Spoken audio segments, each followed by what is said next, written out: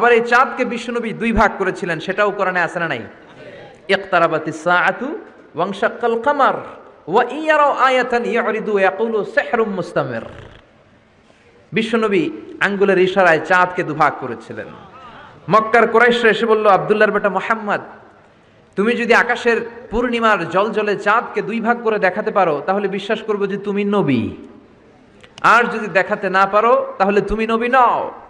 বিশ্বনবী গ্রিন সিগন্যালের জন্য উপরে তাকালেন, কারণ বিশ্বনবী মন গড়া কিছু বলতেন না, উপর থেকে সিগন্যাল আসলে তারপরেই বলতেন। চিল্লায় বলেন ঠিক কিনা? বিশ্বনবী গ্রিন সিগন্যাল পেলেন, বিশ্বনবী বললেন অবশ্যই আমি দেখাতে পারবো। শাহাদাত আঙ্গুলি বলি আমরা এটাকে, কিন্তু আরবিতে এটাকে বলা হয় সাব্বাবা। এই সাব্বাবা তুলে উনি বিসমিল্লাহ আল্লাহু আকবার এরকম করলেন, পূর্ণিমার চাঁদটাকে ফেটে দুই ভাগ করে দিল কে? একটা চলে গেল জাবালে আবু কুবাইস, সাফা পাহাড়ের উপরে যে অংশটা, জাবালে আবু কুবাইস আউয়ালু জাবাল ফিল আলাম।